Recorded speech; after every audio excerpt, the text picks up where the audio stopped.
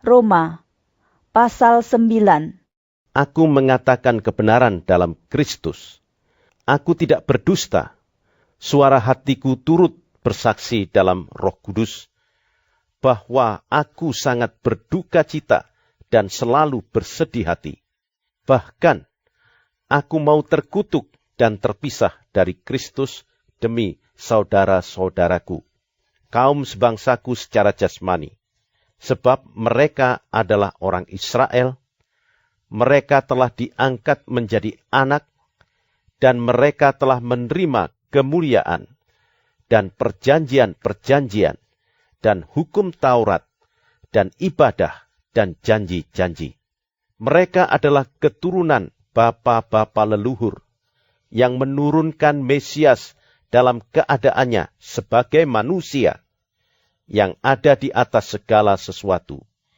Ia adalah Allah yang harus dipuji sampai selama-lamanya. Amin. Akan tetapi firman Allah tidak mungkin gagal. Sebab tidak semua orang yang berasal dari Israel adalah orang Israel. Dan juga tidak semua yang terhitung keturunan Abraham adalah anak Abraham, tetapi yang berasal dari Ishak yang akan disebut keturunanmu. Artinya, bukan anak-anak menurut daging adalah anak-anak Allah, tetapi anak-anak perjanjian yang disebut keturunan yang benar. Sebab firman ini mengandung janji, pada waktu seperti inilah aku akan datang, dan Sarah akan mempunyai seorang anak laki-laki. Tetapi bukan hanya itu saja. Lebih terang lagi ialah Ribka yang mengandung dari satu orang, yaitu dari Ishak, bapa leluhur kita. Sebab waktu anak-anak itu belum dilahirkan dan belum melakukan yang baik atau yang jahat, supaya rencana Allah tentang pemilihannya diteguhkan, bukan berdasarkan perbuatan, tetapi berdasarkan panggilannya. Dikatakan kepada Ribka, anak yang tua akan menjadi hamba anak yang muda. Seperti ada tertulis, aku mengasihi Yakub, tetapi membenci Esau. Jika demikian, apakah yang hendak kita katakan? Apakah Allah tidak adil? Mustahil. Sebab ia berfirman kepada Musa, aku akan menaruh belas kasihan. Kepada siapa aku mau menaruh belas kasihan? Dan aku akan bermurah hati kepada siapa aku mau bermurah hati. Jadi, hal itu tidak tergantung pada kehendak orang atau usaha orang, tetapi kepada kemurahan hati Allah. Sebab kitab suci berkata kepada Firaun, itulah sebabnya aku membangkitkan engkau, yaitu supaya aku memperlihatkan kuasaku di dalam engkau, dan supaya namaku dimasyhurkan di seluruh bumi. Jadi, ia menaruh belas kasihan kepada siapa yang dikehendakinya, dan ia menegarkan hati siapa yang dikehendakinya. Sekarang kamu akan berkata kepadaku, jika demikian, apalagi yang masih disalahkannya? Sebab, siapa yang menentang kehendaknya? Siapakah kamu, hai manusia? Maka kamu membantah Allah? Dapatkah yang dibentuk berkata kepada yang membentuknya, mengapakah engkau membentuk aku demikian? Apakah tukang periuk tidak mempunyai hak atas tanah liatnya? Untuk membuat dari gumpal yang sama suatu benda untuk dipakai guna tujuan yang mulia, dan suatu benda lain untuk dipakai guna tujuan yang biasa. Jadi, kalau untuk menunjukkan murkanya dan menyatakan kuasanya, Allah menaruh kesabaran yang besar terhadap benda-benda kemurkaannya yang telah disiapkan untuk kebinasaan. justru untuk menyatakan kekayaan kemuliaannya atas benda-benda belas kasihannya yang telah dipersiapkannya untuk kemuliaan, yaitu kita yang telah dipanggilnya bukan hanya dari antara orang Yahudi, tetapi juga dari antara bangsa-bangsa lain. Seperti yang difirmankannya juga dalam kitab Nabi Hosea, yang bukan umatku akan kusebut umatku, dan yang bukan kekasih, kekasih. Dan di tempat di mana akan dikatakan kepada mereka, kamu ini bukanlah umatku, di sana akan dikatakan kepada mereka, anak-anak Allah yang hidup. Dan Yesaya berseru tentang Israel, sekalipun jumlah anak Israel seperti pasir di laut, namun hanya sisanya akan diselamatkan. Sebab apa yang telah difirmankannya akan dilakukan Tuhan di atas bumi, sempurna dan segera. Dan seperti yang dikatakan Yesaya sebelumnya, seandainya Tuhan semesta alam tidak meninggalkan pada kita keturunan, kita sudah menjadi seperti Sodom dan sama seperti Gomora. Jika demikian, apakah yang hendak kita katakan? Ini, bahwa bangsa-bangsa lain yang tidak mengejar kebenaran telah beroleh kebenaran, yaitu kebenaran karena iman.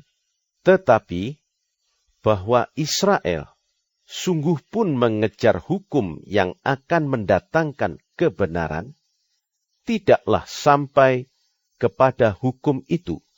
Mengapa tidak? Karena Israel mengejarnya bukan karena iman, tetapi karena perbuatan.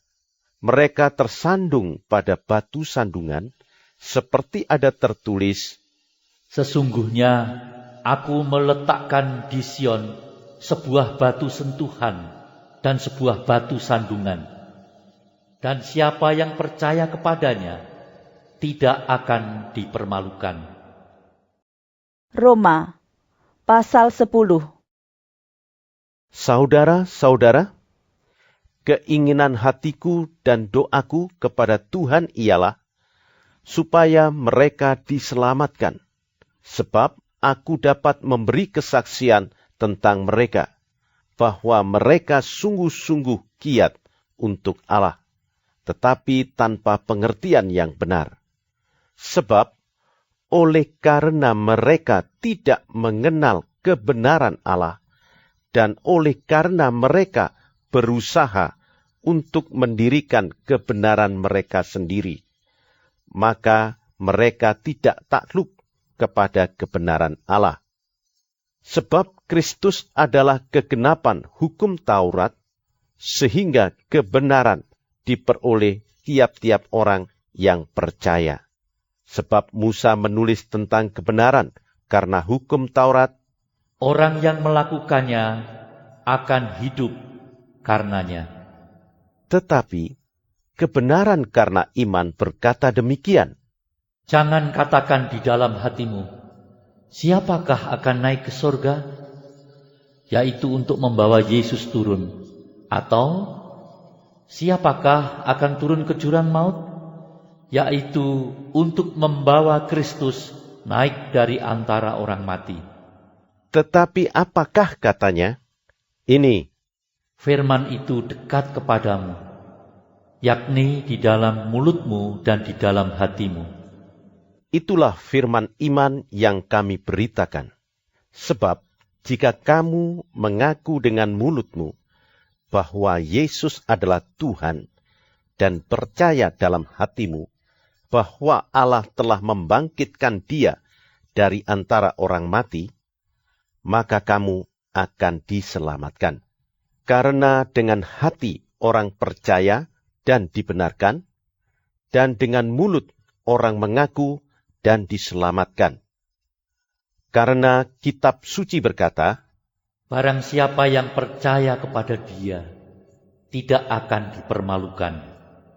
sebab tidak ada perbedaan antara orang Yahudi dan orang Yunani. Karena Allah yang satu itu adalah Tuhan dari semua orang, kaya bagi semua orang yang berseru kepadanya. Sebab barang siapa yang berseru kepada nama Tuhan akan diselamatkan. tetapi bagaimana mereka dapat berseru kepadanya jika mereka tidak percaya kepada Dia? Bagaimana mereka dapat percaya kepada Dia jika mereka tidak mendengar tentang Dia? Bagaimana mereka mendengar tentang Dia jika tidak ada yang memberitakannya? Dan bagaimana mereka dapat memberitakannya jika mereka tidak diutus? Seperti ada tertulis, Betapa indahnya kedatangan mereka yang membawa kabar baik. tetapi tidak semua orang telah menerima kabar baik itu. Yesaya sendiri berkata, Tuhan, siapakah yang percaya kepada pemberitaan kami? jadi iman timbul dari pendengaran, dan pendengaran oleh firman Kristus. Tetapi aku bertanya, adakah mereka tidak mendengarnya? Memang mereka telah mendengarnya. Suara mereka sampai ke seluruh dunia, dan perkataan mereka sampai ke ujung bumi. Tetapi aku bertanya, adakah Israel menanggapnya? Pertama-tama Musa berkata, Aku menjadikan kamu cemburu terhadap orang-orang yang bukan umat, dan membangkitkan amarahmu terhadap bangsa yang bebal. dan dengan berani Yesaya mengatakan, Aku telah berkenan ditemukan mereka yang tidak mencari aku. Aku telah menampakkan diri kepada mereka yang tidak menanyakan aku. tetapi tentang Israel ia berkata, Sepanjang hari aku telah mengulurkan tanganku kepada bangsa yang tidak taat dan yang membantah.